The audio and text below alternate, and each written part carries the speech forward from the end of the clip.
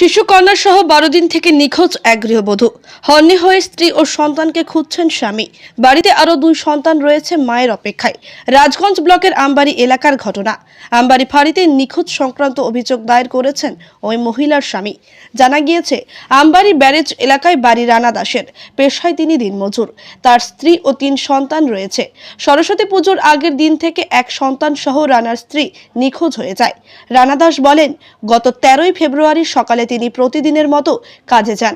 সেদিন তার স্ত্রী 26 বছরের সুমনা দাস 6 বছরের মেয়েকে নিয়ে কোনো কাজে ফাটাপুকুর যাবে বলে বাড়ি থেকে বের হয়। রানা কাজ থেকে সন্ধ্যায় বাড়ি ফিরে এসে দেখেন শিশু কন্যা সহ স্ত্রী বাড়ি ফিরে আসেনি। এরপর আত্মীয় স্বজনের বাড়ি বাড়ি সহ বিভিন্ন খোঁজ করেও খুঁজে পাননি। নিরুপায় হয়ে একদিন বাদে তিনি আমবাড়ি ফাঁড়িতে নিখোঁজ সংক্রান্ত অভিযোগ করেন। এখনও তিনি বিভিন্ন জায়গায় স্ত্রী ও সন্তানকে খুঁজে বেড়াচ্ছেন। কোনো সহৃদয় ব্যক্তি নিখোঁজ দুজনের খোঁজ পেলে যোগাযোগ করুন। ঘটনাটা হলো মঙ্গলবার দিন, সরস্বতী পুজোর আগের দিন। মানে আমাকে বললো সকালবেলায়, মানে আগের রাতের দিন বললো আমাকে যে সকালবেলা আমাকে ডাইকে দিও। আমি বললাম কেন? কয় কি ফাটা পুকুরে যাবো, একটু কাজ আছে। আমি বললাম ঠিক আছে, আমি ডাইকে দিব। তারপরে সকালবেলা আমি ডাইকে দিলাম।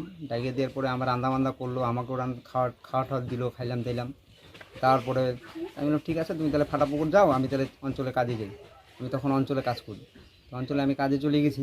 কাজে যাওয়ার পরে আমরা কাজ করছি। হাফবেলার পরে কাজ করার পরে রং ছিল না দেখে আমি এসে পড়ছি বাড়িতে আসার পরে মেয়েগুলোকে জিজ্ঞাসা করলাম, 2টা মেয়ে ছিল বাড়িতে, 2টা মেয়েকে জিজ্ঞাসা করলাম তোর মা কোথায়?